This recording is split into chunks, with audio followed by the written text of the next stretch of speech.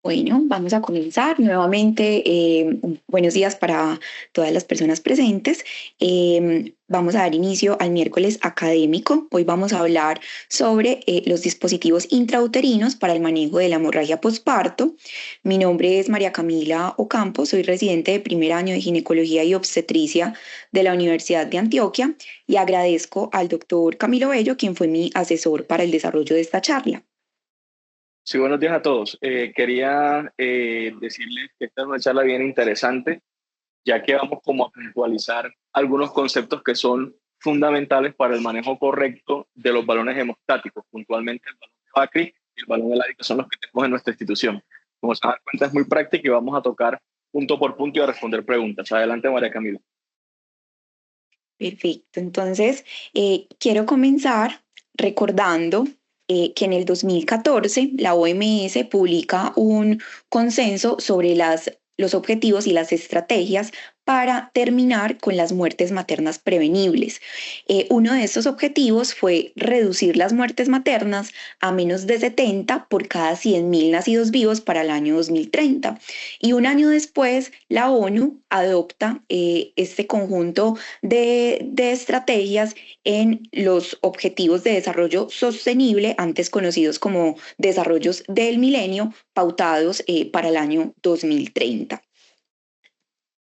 Cuando revisamos la epidemiología actual, este es un artículo publicado recientemente en la revista Lancet, donde se hace un análisis de los datos epidemiológicos que nos ofrece la OMS entre el 2009 y el 2020, donde reportan un total de 139.381 muertes maternas en ese periodo, de los cuales el 27% correspondían o eran secundarias a la hemorragia obstétrica, convirtiéndola en la principal causa de mortalidad y de morbilidad materna. Cuando evaluamos las etiologías de estas muertes maternas a nivel global, encontramos que la hemorragia obstétrica se lleva el primer lugar, seguida de los trastornos hipertensivos. Sin embargo, cuando evaluamos lo que ocurre en América Latina y el Caribe, encontramos que entre esas causas directas de muerte materna, es decir, causas o muertes que fueron secundarias o relacionadas con el estado de gestación, son los trastornos hipertensivos los que se llevan el primer lugar, seguido de la hemorragia obstétrica. Esta es una gráfica que nos aporta el boletín epidemiológico del Instituto Nacional de Salud, donde vemos cómo ha sido el comportamiento de esa razón de muerte materna en los últimos años. Y como vemos, en lo referente a los últimos 4 años, hemos presentado pocas variaciones en cuanto a esa razón de mortalidad, siendo para el año 2024 de 45 muertes maternas por cada 100.000 nacimientos. Entonces vemos que se ha presentado cierta estabilidad en estos últimos años. ¿Cómo nos encontramos en Antioquia? Para Antioquia, en el año 2024 se presentó una razón de mortalidad de 29 muertes maternas por cada 100.000 nacimientos. Y cuando evaluamos esas causas de muertes maternas en nuestro país, vemos que la hemorragia obstétrica fue la responsable del 20% de las muertes maternas para el año 2024, algo diferente a lo que había ocurrido en años anteriores, donde los trastornos hipertensivos asociados al embarazo se habían llevado el primer lugar, seguido de la hemorragia obstétrica. Para el 2024, la hemorragia obstétrica fue la principal causa. Y otra consideración importante es que cuando vemos cómo ha sido el comportamiento desde el año 2020, no se presenta una variación, no se presenta una disminución en estas cifras, por lo que aquí radica la importancia de que sigamos hablando de hemorragia obstétrica, de que retomemos estos temas para que tratemos de impactar en la disminución de estas estadísticas. Vemos que no ha habido ninguna variación, aun cuando se cuenta con un plan nacional para lograr pues impactar en este desenlace. Cuando nos estamos enfrentando ante una hemorragia obstétrica, específicamente una hemorragia posparto, debemos recordar o considerar las 4 T's: tono, trauma, tejido, trombina, considerando que la atonía uterina es la responsable hasta de un 80% de esas causas de hemorragia obstétrica. El taponamiento intrauterino con fines hemostáticos no es un recurso novedoso. Tenemos reportes en la literatura desde los años 40 donde se describe el uso de gasas y de compresas para lograr el control de la hemorragia obstétrica. Sin embargo, no es hasta 1951 cuando se publica la primera descripción del uso de un balón hidrostático para el control de la hemorragia. Esto fue publicado por Raymond Holtz. Consistía en un balón muy rudimentario como el que estamos viendo en la imagen, un balón en forma de pera, un tubo de llenado, una jeringa y ningún sistema de evacuación. Más tarde, en 1999, el doctor Jones Bakri diseña y publica el primer balón intrauterino diseñado específicamente para el control de la hemorragia obstétrica y reporta su efectividad y seguridad en 6 pacientes donde lo utilizan inicialmente. Luego, en el 2006, la FDA aprueba el uso de este balón de Bakri. Y vemos que en los últimos 20 años se han desarrollado una serie de dispositivos que han tenido el propósito de facilitar la inserción, de lograr un control del sangrado más rápido. En la imagen vemos en la figura A el balón de Bakri, en la figura B el balón BT-CAT, en la C el balón de Belfort o también comercializado como balón de EP. No tenemos estos dos últimos en nuestro medio. El AVI y por último el sistema YADA, que es el recurso más novedoso con el que contamos pues actualmente y del que vamos a hablar más adelante. Respecto al mecanismo de acción, lo que hace el balón hidrostático es ejercer una presión contra esas paredes uterinas que por la distribución perpendicular entre las fibras musculares y esas arterias endometriales se va a lograr un colapso de estas arterias, como lo estamos viendo en la imagen. Y al ocurrir este colapso, pues va a disminuir también la presión de perfusión de las arterias uterinas. En este estudio trataron de evaluar cuál era la relación entre el volumen de llenado que se utilizaba en los balones con la presión que se ejercía a nivel intrauterino. Y como vemos, hay una relación lineal o exponencial entre el volumen utilizado y la presión ejercida a nivel intrauterino. Además, evaluaron por medio de ecografía Doppler cuál era el comportamiento del flujo de las arterias uterinas. En los cuadros azules vamos a encontrar aquellas pacientes que presentaron flujo reverso cuando se evaluaron las arterias uterinas y encontraron que no había probabilidad de que con volúmenes menores a los 1000 cc se presentara flujo reverso a nivel de las arterias uterinas.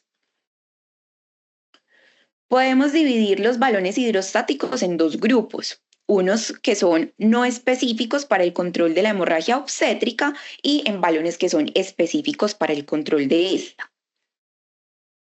Los balones no específicos para el control de la hemorragia obstétrica son balones que fueron diseñados inicialmente para el control de otras fuentes de sangrado. Ese es el caso del balón de Seix-Stacking-Blakemore, que fue diseñado para el control de hemorragia gástrica, y las sondas urológicas como las sondas de Roche y las sondas Foley, que son utilizadas para la elaboración de los balones artesanales con preservativo.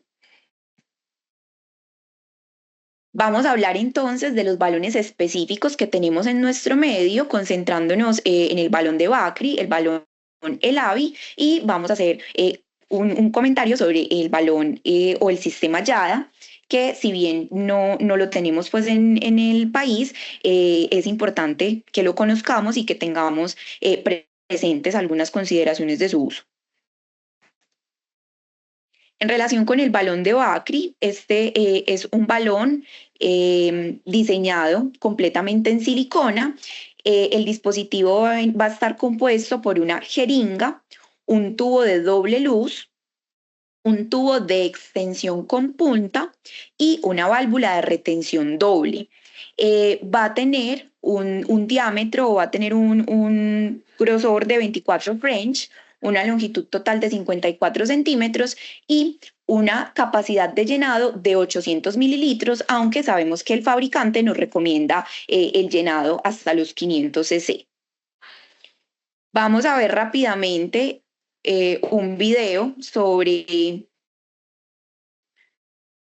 su inserción. Entonces, como había mencionado, está compuesto por una jeringa de 50 centímetros, un tubo de extensión con punta, un tubo de doble luz y la válvula de retención doble. Se va a realizar la inserción por vía vaginal o también llamado vía anterógrada. Esta puede realizarse de manera digital, manual o por medio de pinzas Fester si se necesita guiar la inserción de alguna manera diferente, o también puede ser utilizado por vía transabdominal o vía retrógrada luego de una cesárea, como lo estamos viendo en el video. Importante tener en cuenta si se va a utilizar esta vía que haya una dilatación previa de el cérvix, ya sea de manera digital o con dilatadores específicos.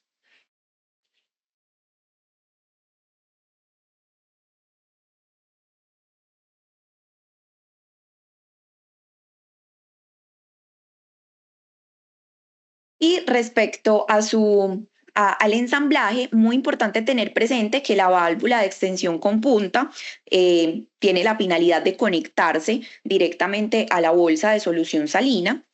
Se instala con el extremo rojo de la válvula de doble retención. Posteriormente se instala o se acopla al tubo del balón.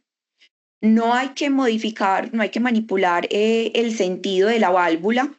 Se conecta a la jeringa y simplemente se va a realizar el aspirado del volumen de solución salina con el que queramos pues llenar el balón. Entonces es muy importante tener esto presente para que no realicemos un llenado del balón de forma independiente con la jeringa, pues de una manera más engorrosa cuando ya viene con un dispositivo adaptado para la solución salina directamente. En respecto al ELAVI, este es un balón o un dispositivo de flujo libre, es decir, que no vamos a poder cuantificar o determinar con precisión la cantidad de llenado con el que vamos a realizar la disposición del balón. Este está compuesto por el balón, el tubo de llenado con válvula que estamos viendo aquí, la bolsa de llenado o el reservorio con una capacidad total de 1 litro de llenado. Respecto a los pasos en su inserción, lo primero que tenemos que hacer es asegurar que la llave o la válvula esté cerrada. Realizamos el llenado de la bolsa, la ajustamos o la insertamos al tubo del balón, realizamos la inserción del balón de forma igualmente manual o si necesitamos apoyarnos con una pinza Fester para pinzar el labio superior del cérvix. La suspendemos, ya vamos a profundizar en la altura recomendada en la que debemos suspender la bolsa. Abrimos la válvula, permitimos la expansión del balón y el llenado pues del mismo. Y una de las formas de determinar que efectivamente el útero está presentando contracción es analizando u observando que hay un aumento en el nivel del agua con la bolsa de llenado. El fabricante nos recomienda esta fórmula para calcular la altura en la que debemos suspender el balón, siguiendo el concepto teórico de que la presión del balón debe vencer la presión sistólica. Ellos nos recomiendan multiplicar la presión arterial sistólica por 1,3 para determinar la altura en centímetros en la que debemos colgar la bolsa. Entonces aquí tenemos un ejemplo. Si la paciente presenta una presión sistólica de 120 milímetros de mercurio, lo multiplicamos por 1,3, eso nos da un total de 156 centímetros, es decir, que debemos ubicar esa bolsa a 1,5 metros.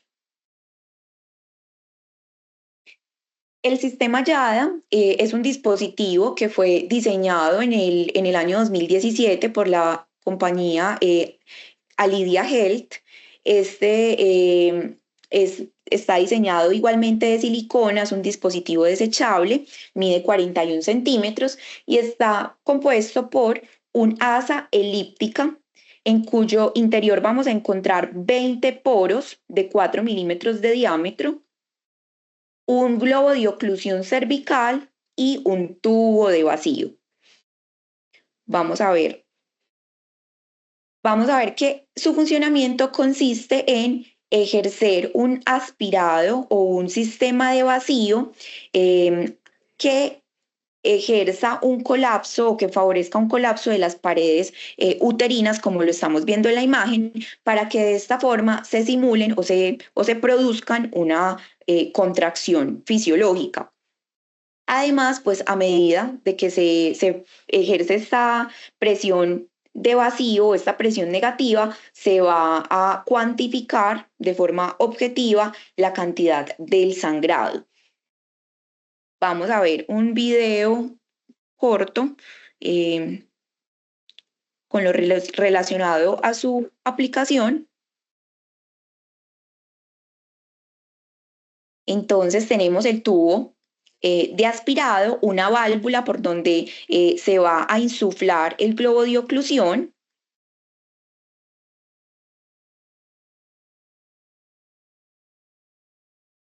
Se libera la presión del globo de oclusión. Se inserta de forma manual, no se recomienda el uso de ningún tipo de material pues para su manipulación.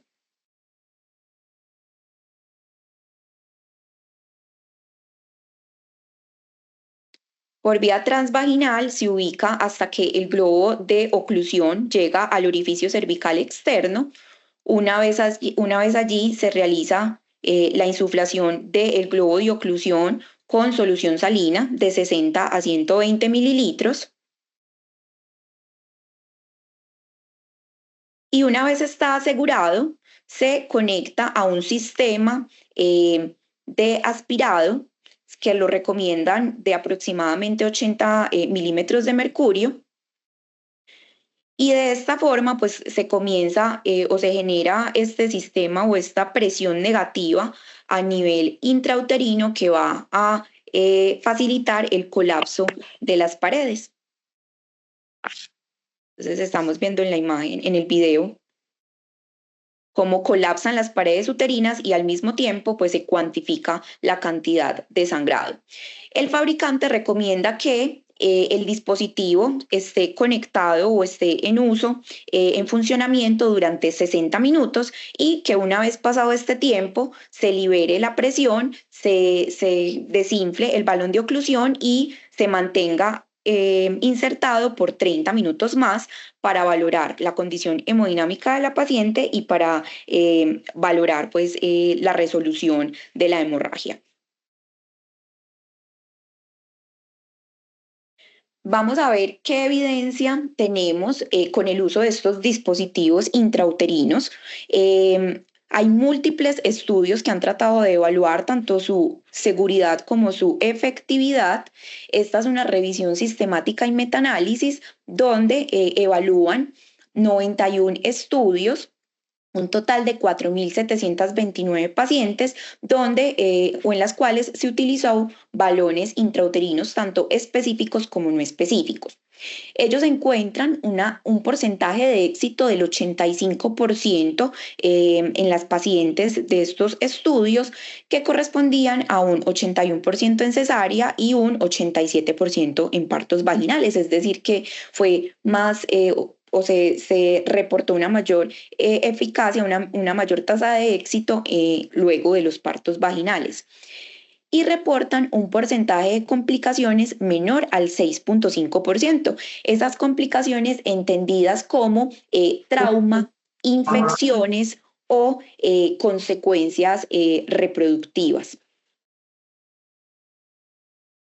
En relación con los balones no específicos para el manejo de la hemorragia, también hay varios estudios que han tratado de evaluar su efectividad. Esta es una revisión sistemática donde se evalúa el uso de algunos balones no específicos, especialmente el uso de balones artesanales como el catéter con preservativo en entornos de bajos recursos, y encuentran que hay una resolución de la hemorragia o un porcentaje de éxito en el 96% de las pacientes en las que se utilizó de un total de 193 pacientes.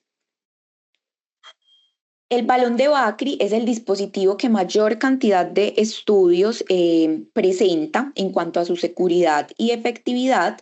Este es un análisis retrospectivo de la experiencia durante 5 años en un centro de tercer nivel. Lo evaluaron en un total de 132 pacientes y encuentran un porcentaje de éxito en el 95% de estas pacientes, con un porcentaje de fallo solo del 5%, entendiendo fallo como la necesidad de intervenciones avanzadas, tales como histerectomía, laparotomía o embolización, y encuentran pues unos desenlaces bastante previsibles, teniendo en cuenta de que el recurso pues fue exitoso, como lo son la reducción de la pérdida sanguínea y la consecuente reducción en el requerimiento de hemoderivados. Esta es otra revisión sistemática donde evalúan 16 estudios, un total de 73.471 pacientes. Se evalúan estos desenlaces adversos: histerectomía, muerte o necesidad de ligadura de vaso, ya fuera ligadura de arterias uterinas o de arterias hipogástricas. Y como vemos, en cada uno de estos desenlaces se reporta un porcentaje menor al 1%, es decir, que ocurrieron en menos del 1% de las pacientes en estos estudios, con lo que igualmente se refuerza la seguridad en el uso de estos dispositivos. Cuando evaluamos, cuando realizamos la búsqueda para ver estudios respecto al manejo al uso del dispositivo ELAVI, no encontramos en la literatura estudios a gran escala que evaluaran su seguridad y efectividad. La mayoría son estudios, reportes y series de caso, por lo que no voy a exponer pues ninguna de estas, pero sí pues hacemos o podemos concluir que presentamos pues este bache en la evidencia respecto al uso de este dispositivo. En el 2020 se publica este estudio, el estudio PEARL. Fue un estudio prospectivo de un solo grupo, que tuvo la finalidad de evaluar la seguridad y la efectividad del sistema YADA antes de su comercialización. Fue evaluado en un total de 106 pacientes en las que se utilizó pues el dispositivo, y se reportó un porcentaje de éxito del 94% de estas, es decir, 100 de las 106 pacientes en las que se usó. Se analizó cuál fue el tiempo del control de esa hemorragia desde la inserción del dispositivo, y como vemos en la gráfica, en más del 60% de las pacientes se logró el control de la hemorragia en los primeros 3 minutos. Este es el estudio RUBY, publicado posteriormente en 2023. Este estudio fue un estudio observacional retrospectivo, multicéntrico, donde se evaluó la experiencia en los 2 años de uso con el dispositivo YADA. Ellos evalúan igualmente porcentaje de efectividad, tiempo para lograr el control de la hemorragia y otras variables como el requerimiento de transfusión o de otras intervenciones, y reportan también pues unos resultados muy favorables, un porcentaje de éxito superior al 90% cuando se utilizaba luego del parto vaginal y superior al 80% luego de la cesárea. Entonces, hasta este punto podríamos considerar que se trata pues de la panacea en el manejo de la hemorragia obstétrica. Sin embargo, cuando hacemos un análisis crítico de este estudio, vamos a encontrar varios inconvenientes. El primero de estos es que, si bien es un estudio observacional descriptivo, no se definen criterios de inclusión o de exclusión claros. No hubo tampoco una aleatorización de estas pacientes. Ellos simplemente incluyen todas las instituciones que por facilidad pues, pueden realizar como la recolección de datos. No definen cuánto tiempo dejan en funcionamiento el dispositivo. Incluso reportan cuándo fue el tiempo del retiro, y en la mayoría de los casos este fue superior a las 3 horas, aun cuando el fabricante pues recomienda, o ya habíamos mencionado, que el tiempo de duración es de 60 minutos. No hubo una estandarización en los protocolos de atención de la hemorragia obstétrica en las diferentes instituciones. Cada uno tenía un protocolo diferente. No describen cuál es el volumen de sangrado posterior. Y finalmente, pues todas las instituciones y por ende pues todo el estudio estaba financiado por la industria, por la compañía Alidia Health, que es la fabricante del dispositivo. Por lo que pues debemos dudar o debemos cuestionar realmente los resultados expuestos. En enero de este año se publica este estudio con la finalidad de comparar la efectividad de el uso del balón Bacri en comparación con el sistema YADA. Se evalúan un total de 666 pacientes. Se evalúan varios desenlaces, entre ellos la cuantificación del sangrado luego de ubicar o de posicionar el dispositivo, la necesidad de requerimiento de transfusión, si se utilizaron 3 o más unidades de glóbulos rojos, o la falla del dispositivo. Y como vemos, en ambos grupos no se presentaron diferencias estadísticamente significativas.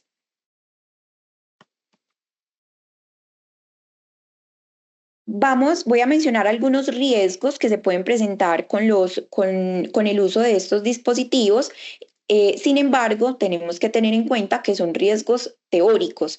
En la literatura encontramos únicamente pues, reportes de caso de que se hayan presentado estos desenlaces, y en la mayoría de las pacientes se presentaban factores de riesgo adicionales para que se hubieran presentado pues, estos eventos, tales como son la ruptura uterina, la endometritis o la necrosis de la pared. No tenemos, no tenemos un consenso o una guía de práctica clínica que nos defina de forma muy clara cuáles son todas esas consideraciones que debemos tener en cuenta para el uso de estos dispositivos intrauterinos. Por eso, quería pues, mencionar en este artículo que encontré, donde nos proponen 5 pasos o 5 estadios con todas esas recomendaciones que deberíamos tener en cuenta. El primero de ellos es en relación con la indicación del balón intrauterino. Entonces, es una invitación a que estemos muy seguros de la paciente en la que lo vamos a utilizar, que hayamos realizado una valoración completa, inspeccionado muy bien que no presente ningún tipo de trauma o de lesión, ya sea en vagina o a nivel cervical, puesto que se ha visto que en la mayoría de los casos donde hay falla de estos dispositivos, esta falla se presenta por lesiones o por traumas que no fueron visualizadas o consideradas en un primer momento. Además, considerarlo de forma temprana, tenerlo siempre disponible en el kit de emergencias o en la caja de atención de hemorragia obstétrica. En el segundo paso, entonces, las consideraciones de la inserción, si se va a utilizar por vía vaginal o por vía transabdominal, y la valoración ecográfica para guiar su inserción, que ya más adelante vamos a profundizar un poquito más en esto. Madre ya que la amiga. En el tercer paso, entonces, debemos prevenir el desplazamiento del balón, garantizando que esté bien posicionado durante todo el tiempo de llenado, reteniéndolo de forma manual, y debemos realizar o verificar si el test de taponamiento es positivo. El test de taponamiento consiste en comprobar que hay una disminución del sangrado a medida que se va realizando el llenado del balón. Muy importante tener en cuenta que este test de taponamiento no tiene la finalidad de darnos un estimado o de cuantificarnos cuál es el volumen con el que debemos hacer el llenado. Este simplemente nos va a dar una idea de que la inserción del dispositivo está siendo efectiva. El cuarto paso es la estimación del sangrado una vez se ha insertado, y todas las consideraciones que tenemos que tener presente en relación con la resucitación. Aquí entonces mencionar que estas pacientes deben ser monitorizadas en una unidad de alta dependencia por la monitorización pues constante que requiere su estado, y la reanimación guiada por metas que se deben cumplir en las pacientes con hemorragia obstétrica. El quinto paso, entonces, corresponde a la verificación de la estabilidad hemodinámica y a la consideración en relación con el tiempo de retiro. Bueno, entonces vamos a responder algunas preguntas que nos propusimos en base a la literatura actual, a lo que encontramos de evidencia. La primera pregunta que traemos es si el Bacri, si Bacri o el AVI, cuál de los dos dispositivos es mejor en cuanto a seguridad, en cuanto a eficacia.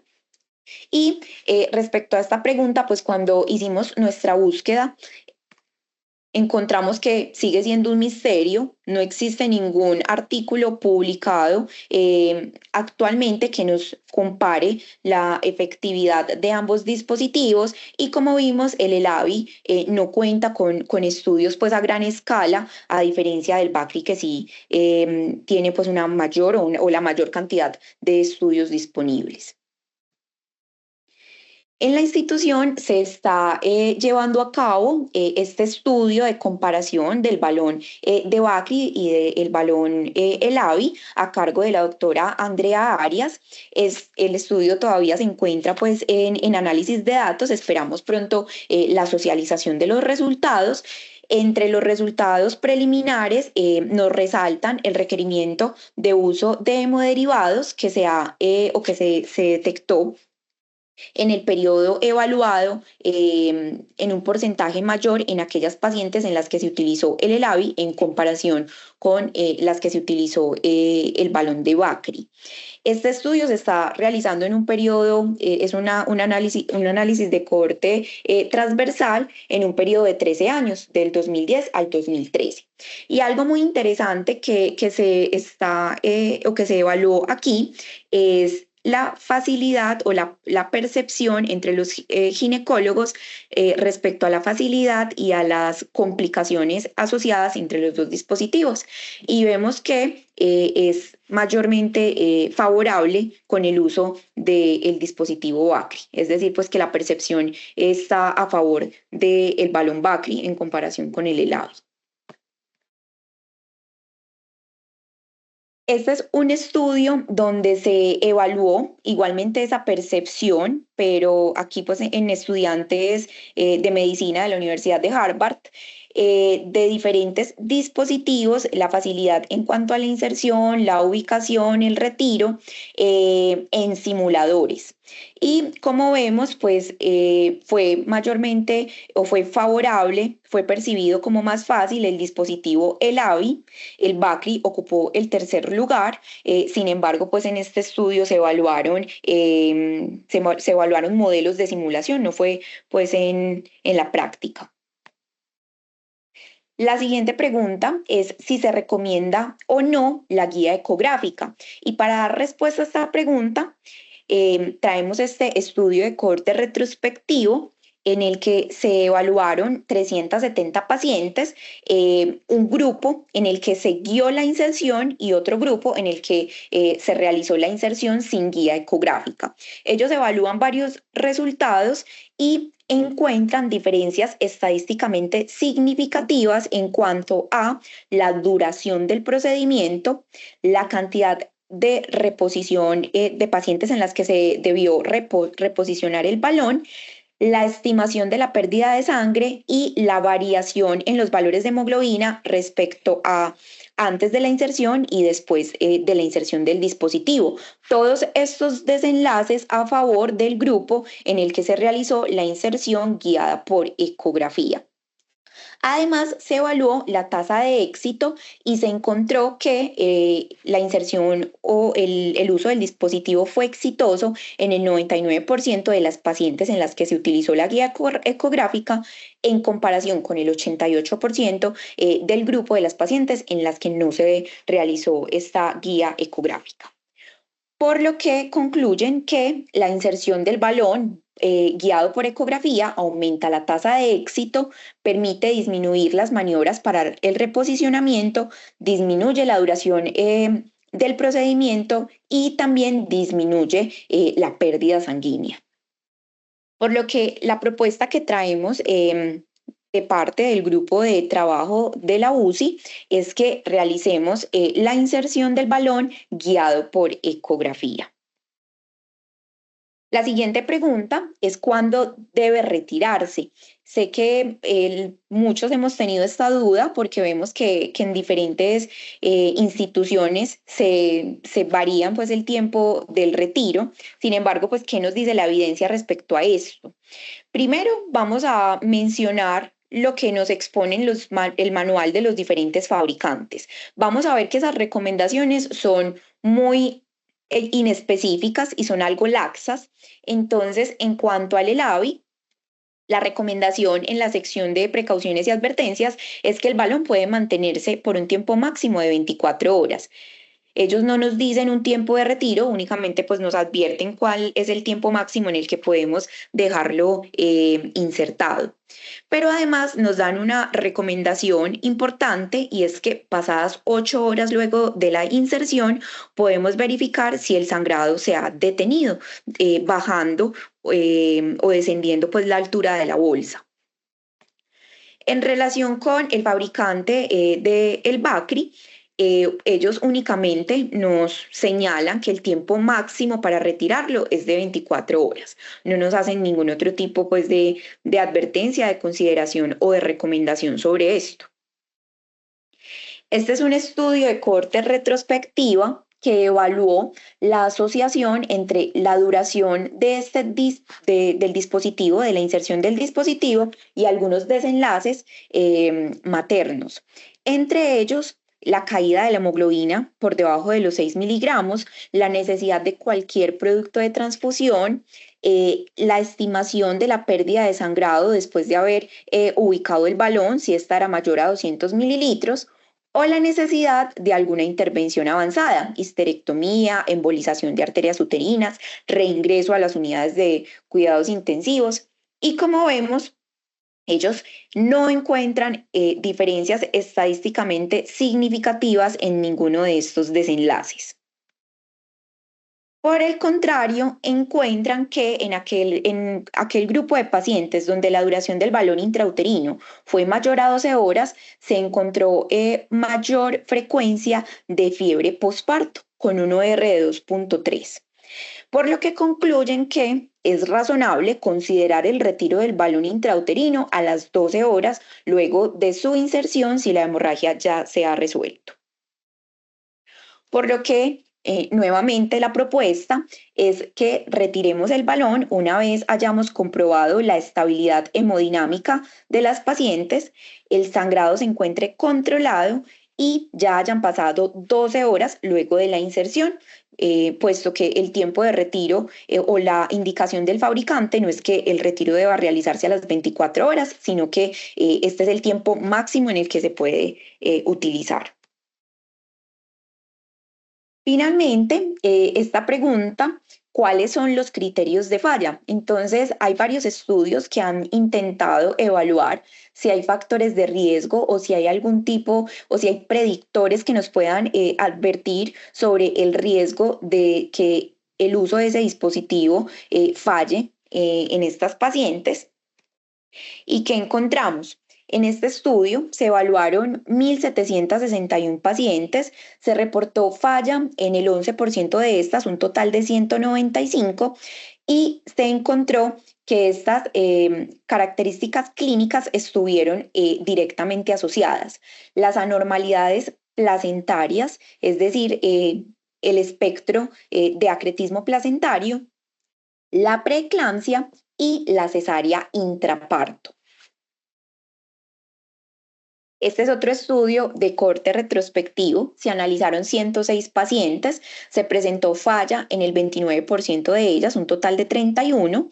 Se evaluaron varias variables buscando igualmente su asociación y se encontró que la gestación múltiple y la pérdida de sangre estimada mayor a los 1.500 cc antes de la inserción se relacionó con la falla del dispositivo.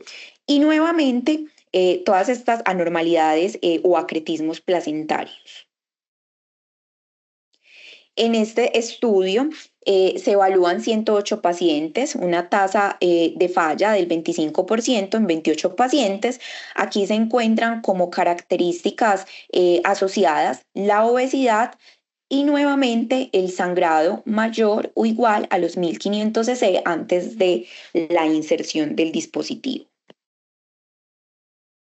Este estudio fue muy interesante, fue publicado en el 2021, igualmente un estudio de corte retrospectivo, donde evalúan varias características, buscan varias asociaciones con la falla del dispositivo y encuentran que una de las más certeras para evaluar la falla de este era el estimado de la pérdida sanguínea 10 minutos después de haber posicionado el dispositivo. Para el puntaje de 250 cc a los 10 minutos encuentran un valor predictivo positivo del 94% y un valor predictivo negativo del 89%, lo que quiere decir que en las pacientes que encontremos que estimemos este sangrado a los 10 minutos luego de la inserción, pues tenemos una gran probabilidad de que el dispositivo vaya a fallar, de que no vaya a ser efectivo en estas pacientes.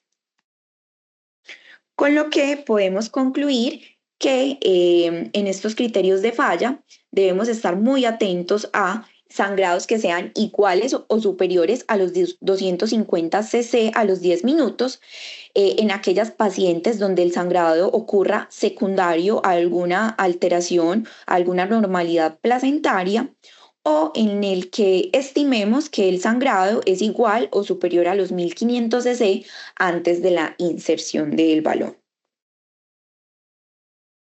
Bueno, entonces como conclusiones, sabemos que los dispositivos intrauterinos son una medida segura y eficaz en el manejo de la atonía uterina que no mejora luego del manejo médico. Este debe formar parte del protocolo de atención de hemorragia obstétrica en todos los escenarios en los que nos encontremos. Su inserción debe guiarse por ecografía, por esos desenlaces, esos resultados favorables que expusimos. El retiro puede realizarse a las 12 horas luego de su inserción y siempre debemos estar muy atentos a estos criterios de falla antes y posterior a la inserción del balón. Bueno, agradezco a todos su atención y quedo atenta a preguntas y comentarios. Profe Natalia, puede activar el micrófono. Camila, muchísimas gracias. Excelente revisión. Te quería hacer una pregunta. No sé si encontraste algo en cuanto al uso de agentes heterotónicos farmacológicos como la oxitocina en infusiones continuas durante todo el tiempo de uso del dispositivo. Profe, sí busqué estudios pues o evidencias acerca de estos y realmente no encontré ninguno donde lo hubieran evaluado. De hecho, en la mayoría pues de los estudios que expuse no describen cuál fue el protocolo institucional cuando se realizó la inserción. Esa es una de las dudas con las que quedamos. Muchas gracias. Sí, en realidad eso es muy controvertido, no hay recomendaciones claras y pues vemos que varía mucho como de acuerdo al médico tratante el uso como de estos fármacos. Creo que pues es como un buen enfoque que podemos evaluar a futuro para saber si realmente lo requieren o no, porque finalmente los fabricantes hablan de que el mecanismo de acción va a ser la contracción uterina, por lo cual uno creería que no se requieren agentes adicionales. Perfecto, profe. ¿Alguien más tiene algún comentario? No sé si de pronto el doctor Camilo todavía está conectado, si quiere hacer eh, algún comentario al respecto. Bueno, el doctor tenía otro compromiso, entonces, bueno, si no tenemos más comentarios, entonces damos por terminada la charla de hoy. Muchas gracias por la atención y por la participación. Que tengan un feliz día.